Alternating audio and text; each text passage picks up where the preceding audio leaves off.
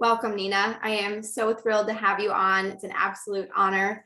I've worked with several different coaches over the years, but one of the things that resonated with me when it came to you and your style is just your focus on the mindset.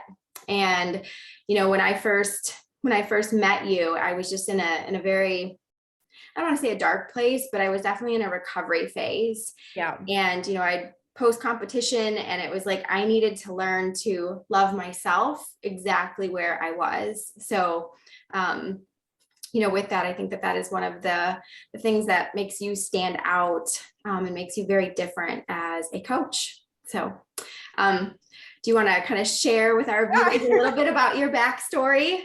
Absolutely. Well, firstly, thank you for having me. Super excited to be on here with you. And yeah, it's been quite a journey for you, which makes me excited to see like how far you've come in such a short time too. So I started, and that's one thing I think when we started working together, I was like, I get it. I get it because I've been where you are. Like I understand. So yeah, I started in the fitness industry. Oh my gosh, like over 10 years ago, let's just leave it there, over 10 years ago. And I initially started with all the fitness competitions, like that was my first kind of, I guess, introduction to the fitness industry. We didn't have Instagram. We kind of had Facebook, but it was more just friends pages, nothing like, no Fitspo, no information kind of around on social media about health and fitness. So really all we had was like the Oxygen magazines or the fitness magazines. And you see these like models on the front who look incredible. And you're like, oh, I just want to look like that. Like, what do they do? What do they eat?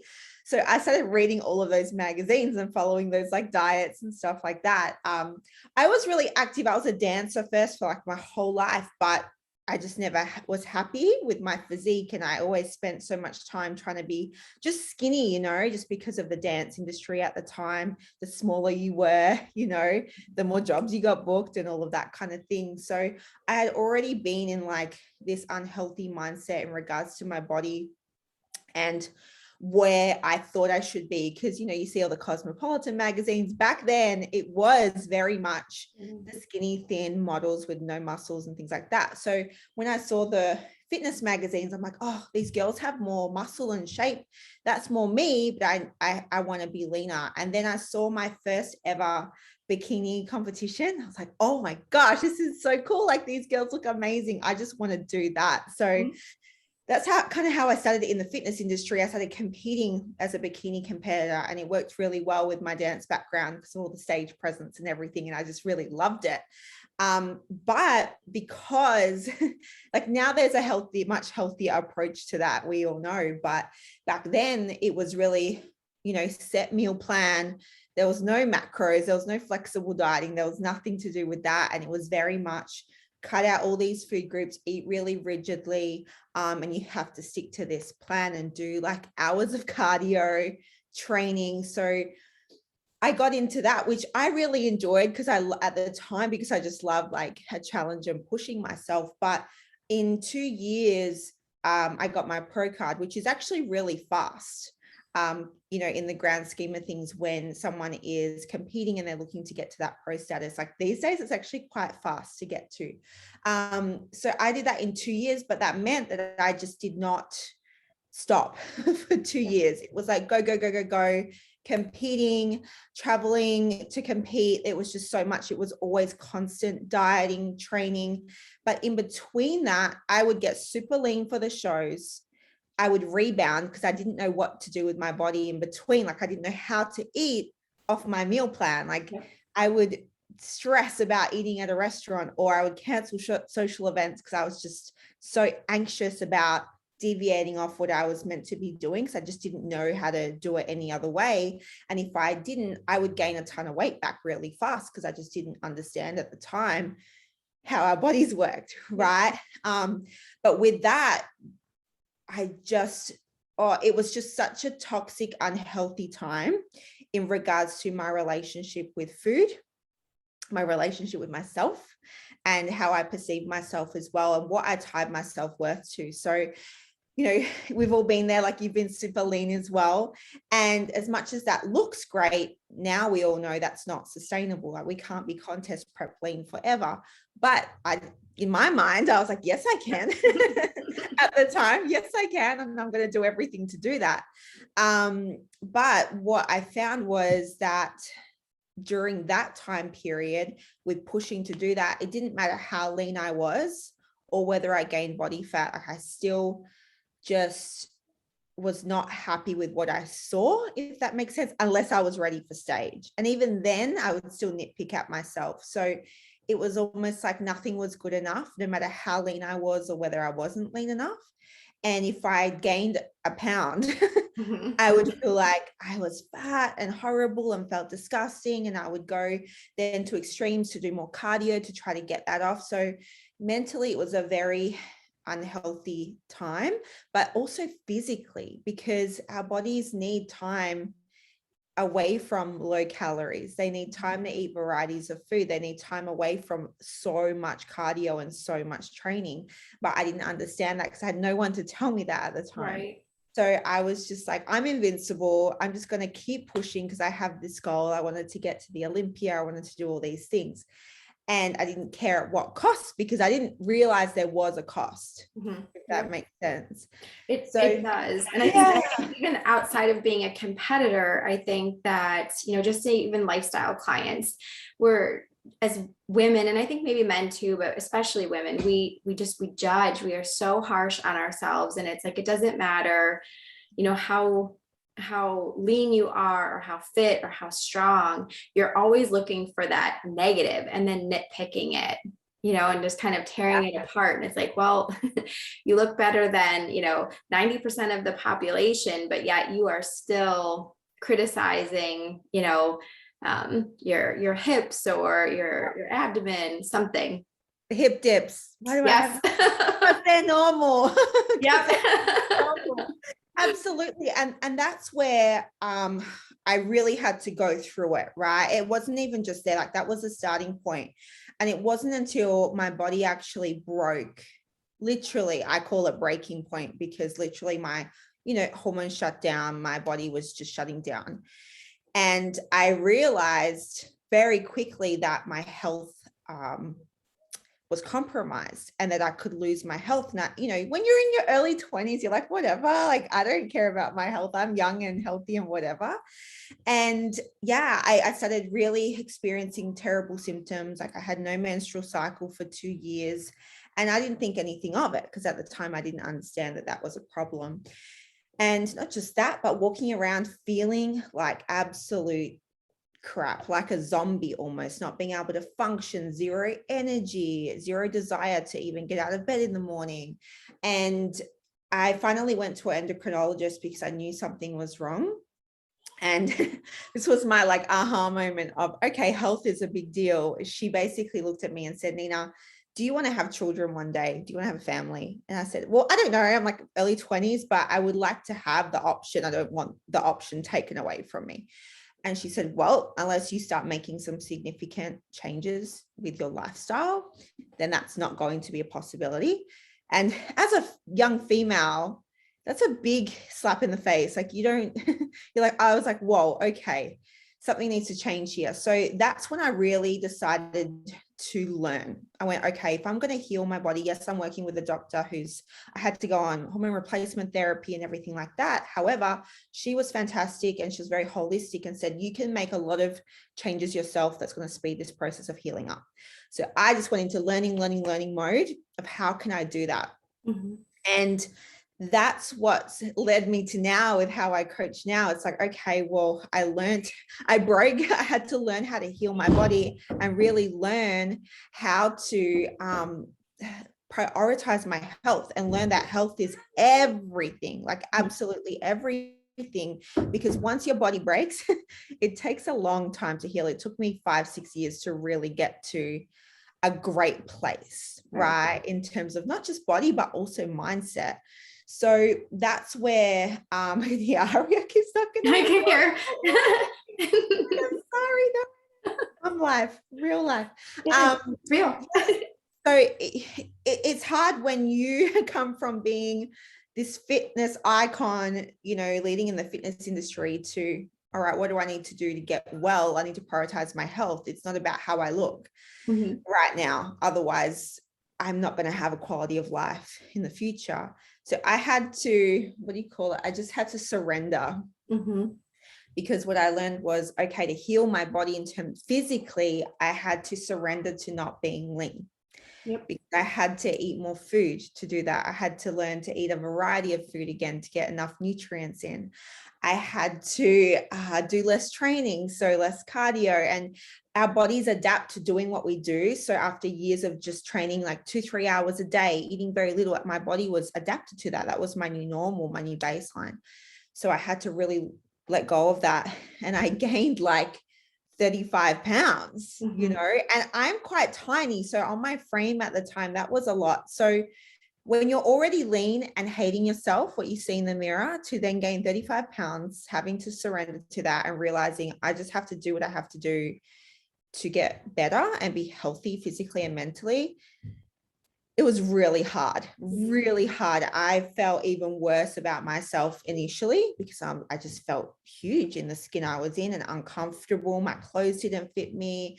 I didn't want to go to the gym and see anybody. I just felt so uncomfortable. And I understand that because so many women go through that, whether you're competing or not. Mine's quite an extreme case.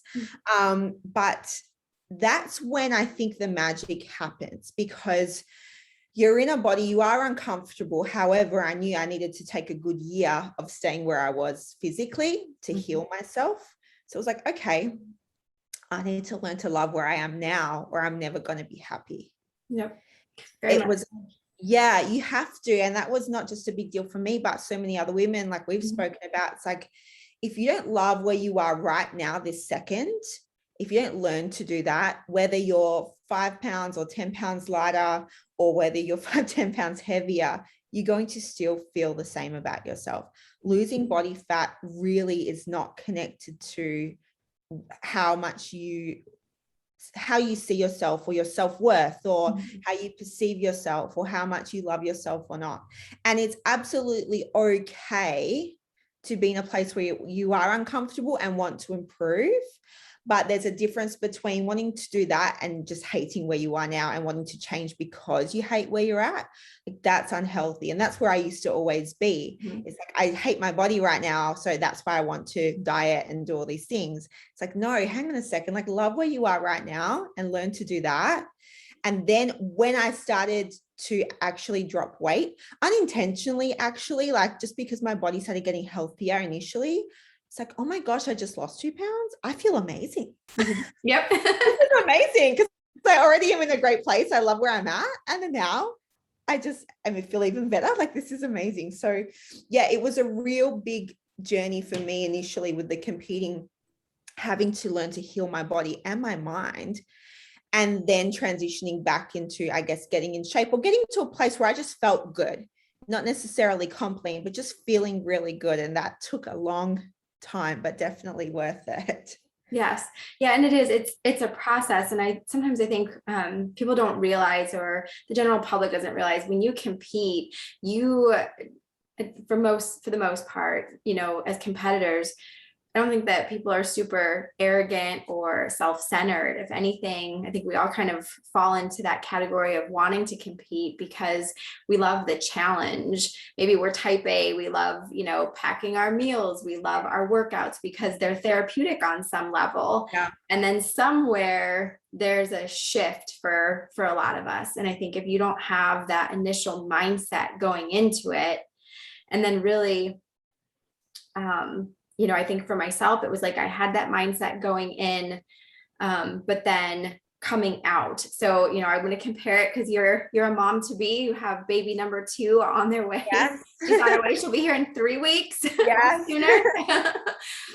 You know, but it's like, you know, when you're pregnant, you know, it takes you, you know, 9-10 months to have that baby. And then afterwards, you have to give yourself 9-10 months to get back. You know, if you're a competitor and you know, prep for 16-20 weeks, you need to do the reverse afterwards for 16 to 20 weeks. And for me, that's just one of those things that the reverse is harder than the prep. And I think the support that you have during the reverse is 10 times more important than even the support that you have during prep.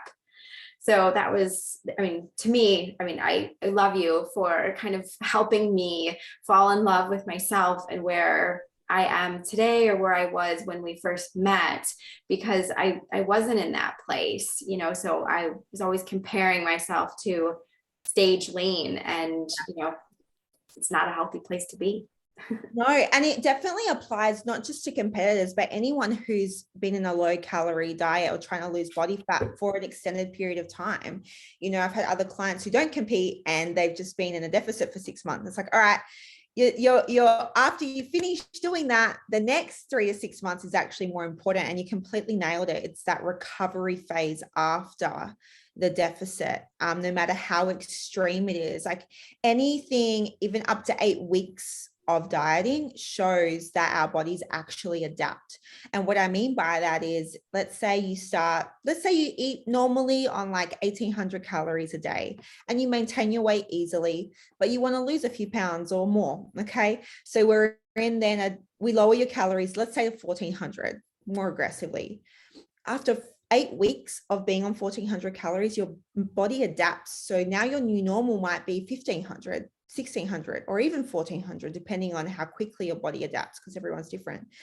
So that's where people don't understand is that, hey, like you can't then just go back to eating 1,800 calories a day and eating normally, because you're going to gain that weight back because your body has adapted and this is now its new normal. So we have to recover that. We have to recover that adaptation and reverse you back out of that. Yeah. And you can't eat 1,400 calories forever, right? Like if you've been dieting, we want you to obviously maintain the weight you've lost or as much as possible and get you to a place where you can eat freely and have more calories, have more variety of food, and even transition out of like tracking food and eat mindfully and all these things. So that's where people really go wrong.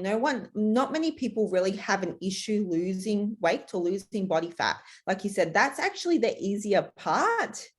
It's keeping it off and also keeping your mindset healthy in that time and making sure your body recovers afterwards. And that's something that, you know, back in the day, I had no idea about either. So it was constant push, constant dieting. And that yo-yo dieting cycle starts because you gain weight quickly after you finish dieting and you just want to get it back off straight away because you just feel uncomfortable immediately.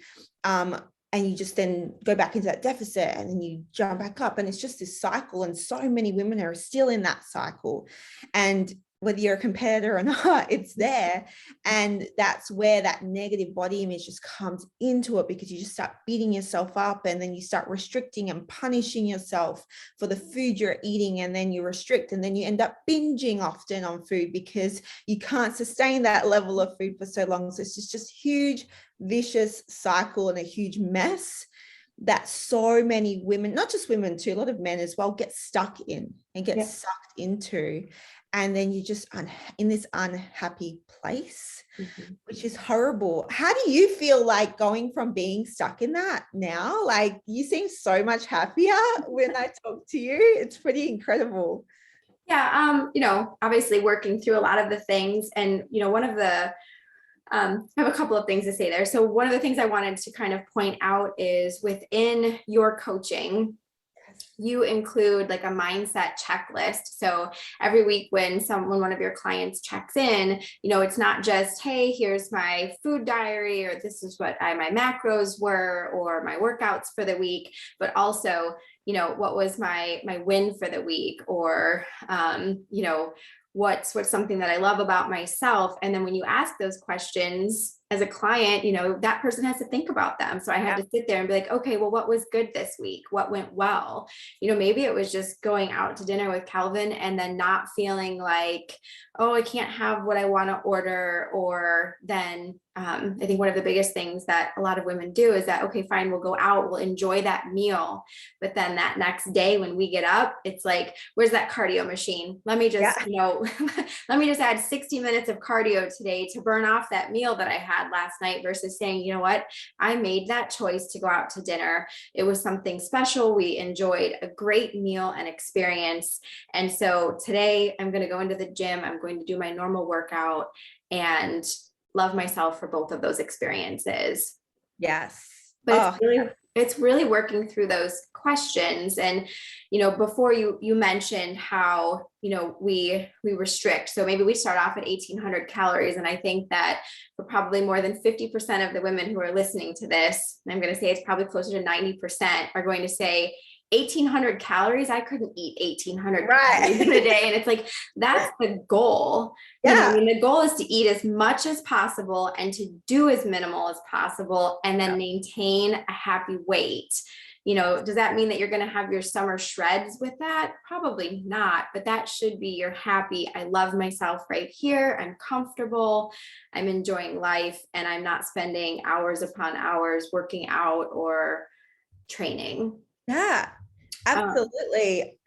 Oh my gosh, mindset is everything. I freaking love the mindset stuff. It's so powerful. It is. And I think it's, no matter what it is that you're going to do, I don't care if you're going to train for a marathon, if you're going to have, a baby or whatever your goal is, the mindset is where you need to be. And one of the things that you always ask is, your why. Why do you want to do whatever your goal is? Absolutely. Like, I just find that so powerful. So when I first started coaching, I actually didn't really include a lot of the mindset stuff, not intentionally anyway. And after coaching full time for a few years, because I always did it on and off, but I never like dove into it, And after coaching full time for a couple of years, I just noticed myself really asking certain questions anyway, just from my experience with people, because I can give you a diet, I can give you a workout. It's like, how do we get you to stick to it and feel good about it? Like, that's the difference, right? So I just noticed this big gap with how I wanted to personally coach, because every coach is different. And I just thought, this is all psychology and mindset for the most part for so many people. So luckily I found this amazing certification. I got certified with mindset coaching, and it changed the coaching game for me of how I coach my clients. And like you said, like each week, it's a lot of work for you guys, unfortunately, but there's a lot of questions that provoke you to think about. Mm-hmm. And actually, one of my favorite questions on that sheet is, what if you were to give yourself a compliment today, what would that be? That's a hard one. To answer that. Did you skip me? My internet, I think, cut out. Yep, I see that. But so I heard the question. It was, what compliment would you give to yourself this week? Yes. Yes. Okay. Yes. So I asked that question on my sheet, and that's one of my favorite questions. Mm-hmm. And you would be surprised how many people really struggle initially to answer that question or leave it blank. Yep. Yeah. And me, I'm like, I don't want you to leave this question blank. This is the one question you cannot leave blank. I want you to think about it and come back to me. Mm-hmm. And a lot of the time, like, no one can, like, women struggle to answer that question honestly, like, if I need to compliment myself. Mm-hmm. What do you mean? Like, for this week, how am I going to do that? So just these little things are so powerful. And it isn't just about the nutrition and the training. Like you said, it really is not. It's about, how do we get you to a place where yes, body composition and fat loss can be the goal. Mm-hmm. Absolutely. We all want to look our best. Like, we all want to look our best. But what I like to do is have you look your best, but also have you feel your best, and having the best quality of life. Like, find the best quality of life for you within that. And that might take a long time. For some people, that might take a year or more, like, it really depends on the person and where your starting point is and what your context is. But it's so important to recognize that we are so much more than just how much body fat we have, mm-hmm. like, so much more. And our wins every week aren't dictated by the scale. Yep. And that's where so many women get stuck. It's like, I went up a pound today. Okay, but you ate like fries last night that had so much sodium. So if you were not up a pound today, I'd be surprised, right? So your weight's going to jump up and down. It's what it does. And when you have your period, you might go up 2 pounds. That's normal. It's going to come down. So, women get so fixated on that number on the scale daily. Mm-hmm. And then that you beat yourself up and you're like, I have to restrict my food today because my weight went up on the scale today. When no, if you just gave yourself a week to just move on and get back, like, stay on your plan or stay on track or whatever it is, move on, you'll notice your weight's going to go up and down. So that's where the mindset, the mindset questions and those considerations are really important to think about. Well, hey, what were my wins this week? And like you said, it could be as simple as, I ate this food that I haven't eaten in years and I didn't feel guilty for eating it. And I felt great. And I moved on the next day. I didn't punish myself for it. That is huge. Like, that is a huge deal to say, hey, I'm giving myself permission to make this choice and I'm okay with the outcome. And that's the thing too. It's like, yes, we all have a goal. As long as you're moving forward towards that goal, it doesn't matter how long it takes to get there. There's no right or wrong way to get there. It's like, hey, you might have a goal of losing 10 pounds, but you might not realize that you have all these other things you need to work on to get there. So it might take you longer, but hey, if we get you there, feeling great about yourself and picking up all these skills and being like, well, I can go to that birthday party and have some drinks. I can go out to dinner with my husband and have the pizza, and I'm still dropping weight and I'm still feeling great about myself, and I'm not doing hours of training. I'm not punishing myself. Like, that's where we want to be, because otherwise it's just a toxic place and it's horrible. It's unhappy and miserable. And that's the thing, is like, many people don't realize whenever we're dieting, there's a cost. There's a sacrifice no matter what. Like, I'm making it sound all glamorous and happy, which it is, but there's always a sacrifice, right? We always have to have some form of structured restriction in some way. We want to make the process as pleasant as possible. And then we want to make the outcome as realistic as possible too, and get you to a really great, happy place with food, your body, mind, and everything. And I totally forgot where I was going with this. That's okay, because I'll interject. So one of the things, again, like, I can't, your weekly check-in questions, your focus as a coach is on building that confidence outside of the number on the scale, the body fat percentage, how lean you look, whatever that picture of yourself that you envision.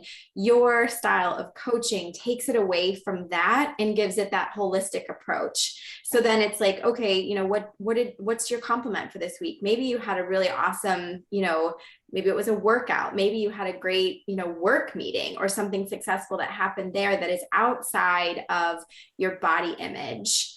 And then because you're looking for those things that are going well, and it might that might be separate from the nutrition or the workouts, you gain more confidence, and that confidence is what will ultimately last you the lifetime. Yes. And I mean, it's a lifestyle, we don't, and I think that that's another one of the big things, is that no matter what, your health is a lifestyle. So whether you're a competitor, whether you are whether you're a mom, whether you are a female or a male, it doesn't matter. It's a lifestyle. It's your health. How do you want it to look? You don't have to be a competitor to be someone who, wants to be healthy. So it's your style, again, focuses on building that confidence and that self-love in a positive manner that goes outside of the scale.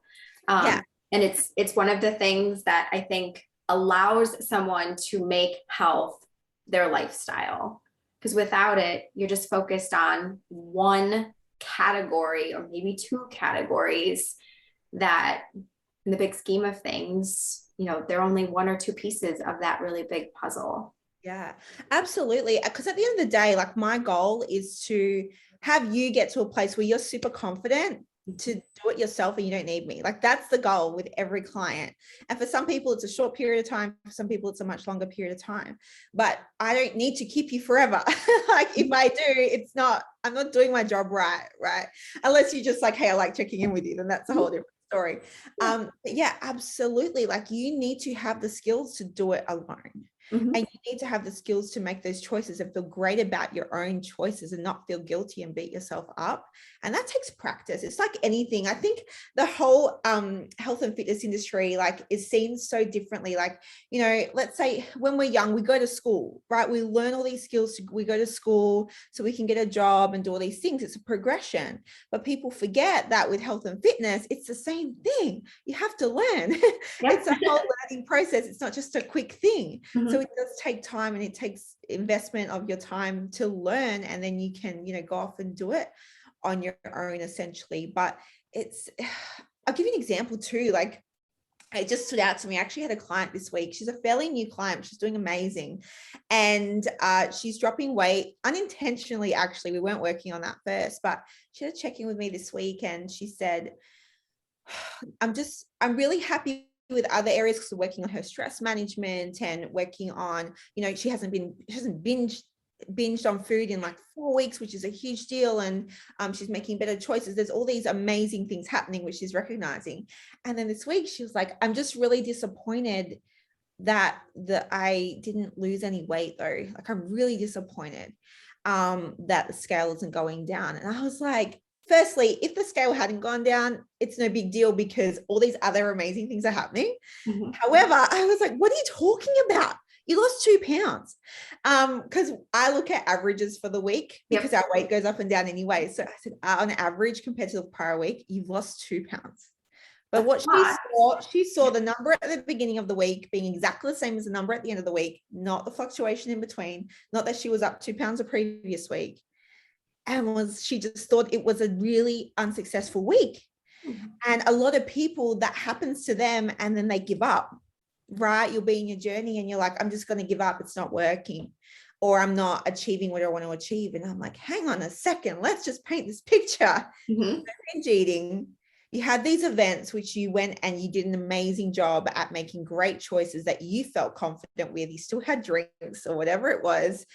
You traveled, you didn't gain any weight traveling, like for the first time ever in your life. And you came back and you were actually 2 pounds lighter. Like, people just ignore, they just see what they want to see and they ignore all the other great things. And that's what stops people from actually saying, hang on a second, I did amazing. I'm doing amazing. I'm doing the work. I feel great. This is all part of the process and it's all adding up to where I want to be. So it's just like we get blindsided by just numbers, or making things extreme, or if I didn't hit this target, then I failed. It's like, no, just because you didn't hit 100% of where your expectation was, doesn't mean you're still not making progress. Doesn't still mean you're still not moving towards your goal. And that's where we have to just get away from that all or nothing, mm-hmm. because it isn't all or nothing. Life is always going to happen. Life is always going to happen, especially if you have kids. Oh my gosh, my life has been happening lately. If you have kids or just a job or whatever, like anything's unpredictable, especially in these days, like COVID and everything. It's like, there's always going to be something that happens, and it's about you learning the skills to navigate through that. It's never going to be a perfect time to reach your goals, and it's never going to be a perfect week where you follow your meal plan or your macros or whatever it is. It's like, hey, how about we get you doing the best you can every week and improving that best you can, right? So initially, it might look like a total mess to you, but later you might have the same crisis happen, but manage it so much better. Yep. And be like, hey, like when I did this before, or that happened before, I just couldn't even function, right? Or whatever. Like, I couldn't even track my food, or I couldn't get a workout in. But this time I managed it this way. I still managed to work out, still managed to do this, because you're handling everything better. Mm-hmm. So it's that management, everything. And that's the whole thing. It's like, when I first initially, this, have someone work with me, I ask you, I'm like, hey, if you were to paint me a picture of your ideal lifestyle, which includes like your body, your day-to-day, your life, what does that look like? Like, what's going to make you the happiest? Because that's what I feel is the most important thing. And if you say losing 20 pounds, I'm like, okay, why? Mm-hmm. What does losing 20 pounds mean to you? Oh, because I don't know, my husband, I'll be more attractive to my husband. That's a terrible reason, mm-hmm. right? Because that doesn't include you. It doesn't include what you want, right? Mm-hmm. It's like, hey, how about you want to feel great running around with your kids? Mm-hmm. How about you just want to have more confidence and feel healthier, feel like you can then go do a marathon? Whatever the case may be, it has to come from you, and it has to come from within, because otherwise, even if you get to that end goal, and typically, I'm going to use fat loss as the example because typically that's everyone's end goal. You're going to get there and you're not going to be happy because it's going to be for the wrong reasons. And you're not going to understand that, hey, like, you have to have a good reason behind it. Like your true why that comes from yourself inside, not, I just want to look good at that wedding. Okay. But that's not going to drive you on the days that you have a bad day. It's not going to be enough. Where if you're like, hey, I have terrible blood work and my doctors told me I need to lose this amount and I want to feel better. I want to be healthy. I don't want to have any diseases. I just want to feel amazing as I get older. Oh my gosh, that's a huge motivation, right? On the days that you're having a bad day, you're going to use that and want to push forward. So there's so many other reasons to like get there. You have to have that big why for those hard days. So I have to be honest, I actually remember the first oxygen cover that I had purchased with you, or I said let me rephrase that. I remember the first oxygen magazine that I purchased with you on the cover. Out there. I didn't realize that was in the US too. It is. Yes, it is. It is. It is. And I still remember it. I probably still have it somewhere in a tote because I kept them for years and years. Wow. I would go back and look. So I might have to dig that up at some point in the future and just say, hey, will you sign it? Because obviously when I purchased the magazine all those years ago, I would have never imagined connecting with you. You never told me this. This is wild. I have it. Let alone, yes, you're in like a teal green. I still remember the cover. Yes. Yep. Wow. That was like, what year was that? 2014, I think it was. That's like a lifetime ago. A long time ago. And then not only so would have never known that, and then to have you in Iowa, like I remember when you were like, when we first started coaching and you had all of us on with a Facebook Live and you're like, well, I'm in the middle of moving. I'm moving to Iowa. And I'm like messaging you like, I live in Iowa. Where are you moving to? That's out of all of the places in the Midwest that you could move, just the fact that you are here and it's just amazing. But my point is that, I've always loved being toned, not really focused on the super skinny. And I had to work in order to gain muscle. I didn't have muscle when I first, even way back when, so I had to build that. And so will you kind of share with our viewers, what would you say are the top items, I'll call them items, that you need to focus on? So obviously anyone who has seen me before, I have a booty. So I get asked all the time, like, how'd you get that booty? And it's like, well, some of it is genetics. Some of it's focused on my training and my nutrition. So will you share, especially with females, how do they build those muscles? Oh my gosh. Okay. Firstly, don't be scared of the words used, like building muscles. So toning is building muscle. Yep. You're not going to get big and bulky. Oh my gosh. Stephanie can tell you how hard it is to get big and bulky. It's like a constant effort. It's really hard. And I was like you, actually, I naturally had kind of thicker legs and booty, but it wasn't like shapely. It was different. So I also had a hard time building muscle or toning. Ladies, toning is you build muscle and you lose body fat, so you see what's there. That's all it is. Like, that's all it is. So don't be afraid of building some muscle. Building muscle is really difficult. It's like watching paint dry. It's very slow.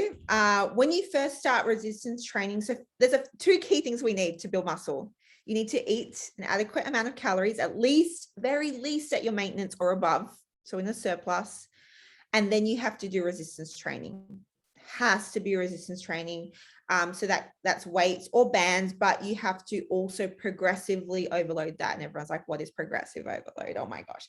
Basically, that means as you get stronger and that exercise becomes easier on that weight or the reps you're doing, you have to continue to add more weight or add more reps on the same weight. You have to get stronger and stronger and stronger over time, right?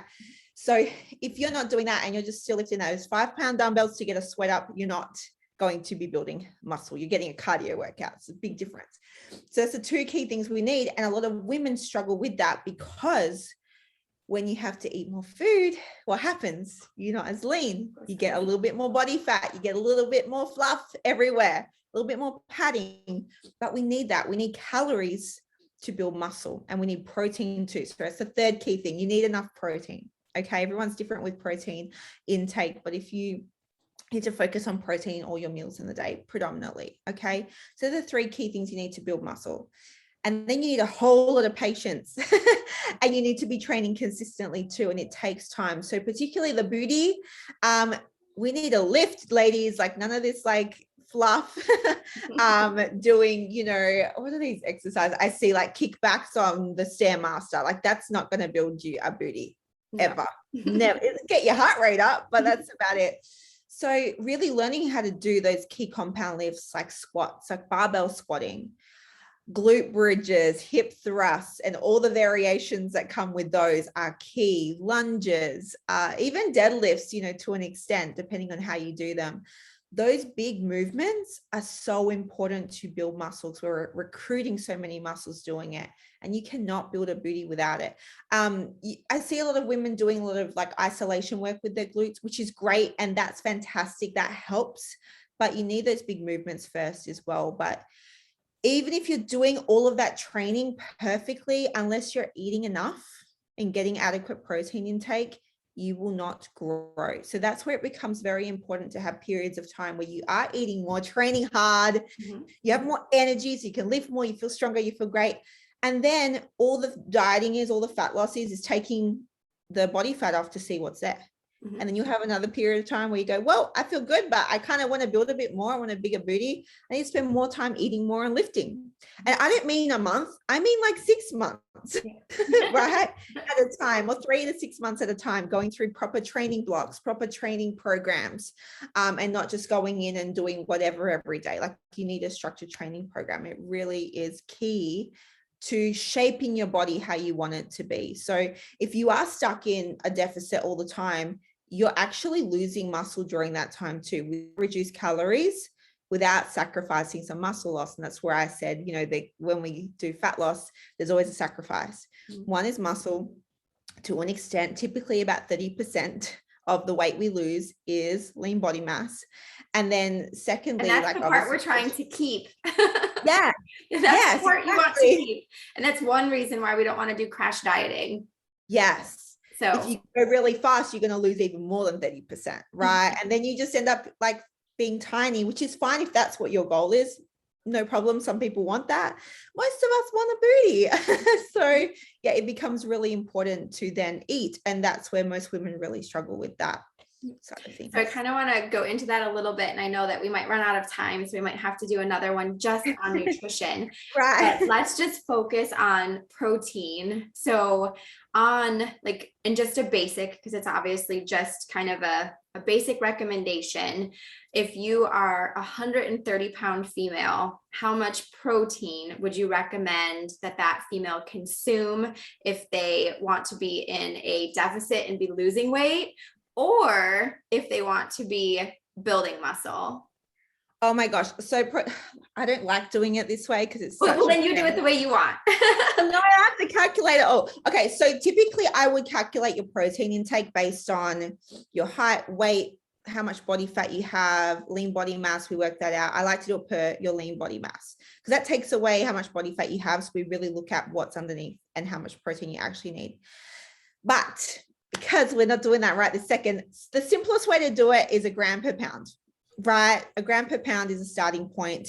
If you are in a deficit, however, we actually need more protein to help reduce that muscle loss. So I would add anywhere from 10 to 20 grams on top of that per day, depending on the person. It also depends on your age as well. Like the older we get, the more protein we require because our bodies break down our muscle faster.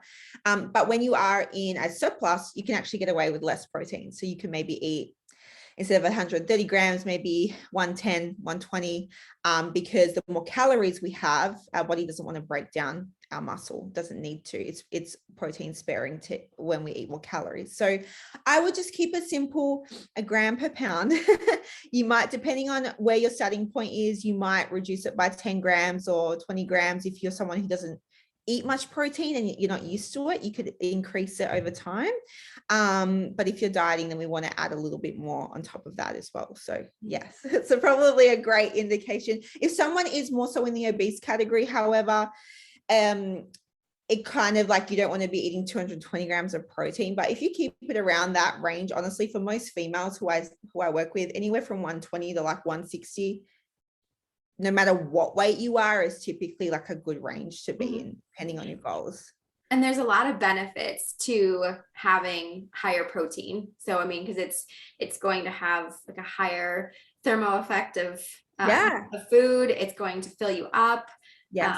kind of keep you full longer. And the other thing that I wanted to mention with that, Yeah, it's the building block of our whole body. Like you need it to repair your hair, skin, your nails, let alone muscle. And if you're training, you need it for recovery. Like you need the protein intake daily. Yep. And then I think the biggest shock is for anyone who hasn't really kept track is just how much you have to consume in a day of protein, whether it's eggs, egg whites, protein powder, chicken, fish, shrimp, doesn't matter what protein source it is, yogurt, cottage cheese. Yeah. It is a lot of, it's a lot, Yeah. you know, broken up throughout the course of the day. You know, it keeps you busy. Yeah, absolutely. It depends how many meals you have in a day. Like I typically would recommend no less than 3 meals a day with adequate protein in there. And I mean about 30 to 40 grams of protein per those meals. The more meals you have, the less protein you can have because you're having more spread out. You have less meals, we need to make that protein content higher. So for example, about 100 grams, what's that? About 4 ounces of chicken is about 30 grams ish of protein, depending, right? Just to kind of give you an idea. 2 eggs is about 20 grams. So it just depends, obviously, like on the size of everything. But a lot of women think I've had lots of protein. I'm like, you had 1 egg today. What do you no? I have the chicken breast and it's like, okay. Yeah, for the day. But what also is important with protein is not that you just have it once in the day. It's important to have it spread out over the day, right? Because our bodies require protein hits over the day to repair our bodies. So if you think about having the simplest way I can, you know, anyone who's unfamiliar with protein intake, think breakfast, lunch, and dinner are my main meals. I have to have protein in all of those meals. And an easy way to do it is if you're having meat, palm size, breakfast in the morning, a scoop of protein powder, like in your smoothie or oatmeal or something like that, protein pancakes, 2 to 3 eggs. That's going to give you a reasonable amount of protein over those meals. Toddler life. Oh. It's lunchtime. She's hungry, probably. Oh. Where's mom? Where's mommy? She's with daddy at the moment. Oh my goodness. Well, I appreciate that because I know for myself, I mean, I love my meals, whether it's, you know, no matter what, I love to eat. So you're like the meal prep queen. I love it, you know, and I think for myself, I've struggled with so many GI issues over the years that it's like, I don't just like to have my food with me because I like to know what's in it. I like it because it's like, well, if I'm in a rush or I can't eat something, then what am I going to grab? It's usually not going to be a healthy choice, or even if it is, then it might not agree with me. And then the consequences of that could be, you know, days worth of inflammation or just GI upset. So I mean, like I personally enjoy having my foods ready to go. Well, it's always a great thing I always recommend everybody who starts with me to track their food for the first month. Mm-hmm.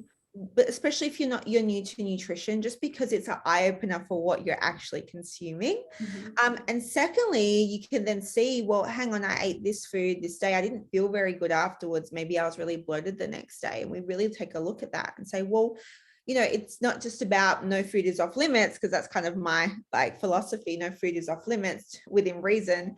But we want to make sure you're choosing foods that make you feel great. Mm-hmm. Right? You can have the treat if you want, but if you feel like horrible the next day and can't go to the bathroom, then don't have that treat. Have something else, right? And that's where do you have to go and pack a bag full of meals everywhere you go? No. But if you're like yourself, it's like, well, hey, I know that if I go and get something grab and go from the store, I don't know what's in it, and I have a lot of food sensitivities, it's going to make me feel terrible. Then yes, pack your food. You know what I mean? So everyone is different, and you don't have to be super strict. You can be more flexible, but it has to be choices that make you feel great. Like even myself, like years ago, I had a lot of food sensitivities just because I cut out a lot of food groups for a long time. And I was the same. I'll take my food because I know if I pick something up here, I'm going to feel horrible. My stomach's going to be bloated. Now I feel like I have this stomach of steel because I've done the work to get here, and I can grab and go wherever and be fine. So obviously I like to have the healthiest choice as possible, but because health is still my priority, but I can get away with it. So it really just does depend on the person. Yeah, very much so. All right, Nina. So obviously, whether someone is looking to find a great coach for mindset, lifestyle, whatever their goal might be for the health and fitness world, where can they find you? Oh my goodness. Well, thanks. I think I'm pretty good, but I'm not for everybody either. Like you can find me, you can email me directly, coaching@ninasilic.com. It's probably the easiest way to reach out to me directly. Otherwise on Instagram, it's at I am Nina Silic. My website, ninasilic.com. Any of those places you can reach out to me. I'd be more than happy to have a chat. But just as a side note to anybody looking for a coach, there's a ton of coaches out there. Some are phenomenal, some are not so phenomenal. You really have to figure out who's going to be right for you and your goals and who's going to resonate with you. The one thing I will say is please watch out for red flags. And by red flags, I mean if they're very, very cheap, there's a reason. They're very, very cheap because coaching is an investment. It really is. It is an investment. But if you take that investment and realize, hey, it's for my health and it's for certain reasons, it will be worth it. So I would rather say to someone, go away, save the money, avoid taking the cheaper route because you're not going to get what you're looking for through that. But do your homework on any coach you work with, right? Look at the reviews, the client testimonials, reach out to people who have worked with them. It's really important you do that because we all work hard for our money, right? It is an investment in yourself. So you want to make sure you're finding the right person for you. Yep. Oh, and I would agree. I mean, obviously do your research, but know what you need help with. I mean, maybe you have a great mindset and that's not your issue. And you know what it is and you just want to build muscle. You just need the nutrition plan to do that. And, the workouts. Okay. That's one client, not that you don't help those clients because you do. But just making sure that if you're going to reach out to a coach that it's like an interview process. You want to make sure that you're a good fit. And I think for those that have that conversation, prior to getting started with someone is super important because you want to make sure that you can work with them as much as they can work with you. Absolutely. If you get someone who just sends you their price list, just don't. They need to have a conversation with you. Either you jump on a phone call or you have email back and forth or on DMs or whatever. Because like you said, it's not just about you figuring out whether I'm right for you. I need to make sure that I'm going to be the best coach for you and we're going to be working because it is a relationship. Like you work together and I need to make sure I can help you with what you are looking for. Right. Mm-hmm, very much so. And I think also knowing that you can be honest with your coach because there's probably very few other people that you are going to share all of the details, everything from, your GI issues to your time of the month to they're seeing you in, a bikini or swim shorts if you're a guy, once a week. So you want to be able to share all of that or knowing, feeling comfortable and confident to share that piece, but then also some of the things that you personally struggle with. So, even for myself, when I first met you, I needed to share a lot of really, personal things. And some of them you had to coach out of me, because I didn't even know where that emotion or that feeling was coming from. And so, your knowledge and expertise and questioning and accountability just, they can help. They helped me grow for sure. I love it. No, it's true though. You have to feel comfortable. And it also is up to the coach, like you said, to help get that out of you as well. And it's not that it's like, hey, just tell me all the things. It's like, hey, if something in your life is happening, whether it's a personal thing or not, but it's affecting your health and fitness goals, then that's important to share. Mm-hmm. Oh my goodness, we have is she here? I have no idea how long we've been recording. Hi. She's a little disheveled because she's been a little unwell. That's okay. Let's see. Say hi, Stephanie. Hiya. Do you want to sit with me? We'll say goodbye together. Come here. Oh, she's a little unwell, the poor little bum. Hey. Say Yeah, hi. you're gonna be a big sister. Are you excited? Oh, she's unhappy. She's been sick since yesterday or day before. I don't even know. 2 days now. You okay? You just wanted to say hello. Are you okay? You gonna go find daddy or Nana? Or are you gonna stay with me? You stay with me now? Okay, you can stay with me. She's smiling now.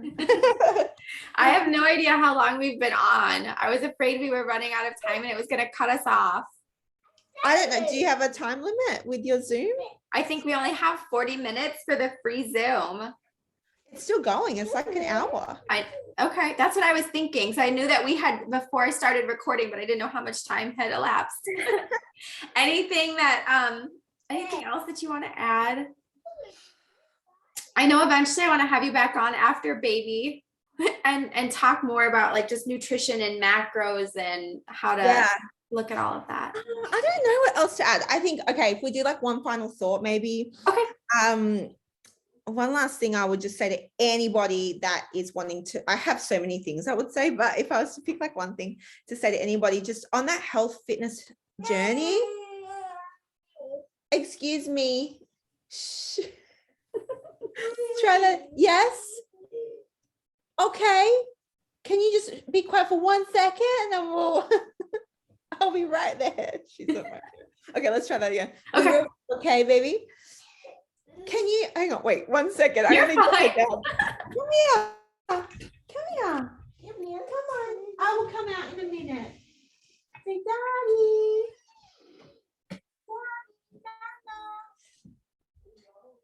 I'm still finishing up. I'll be like a few minutes. I'm gonna be a few minutes, okay? I'm coming in a few minutes, I promise. Yes. Yeah. I'll be literally 2 minutes.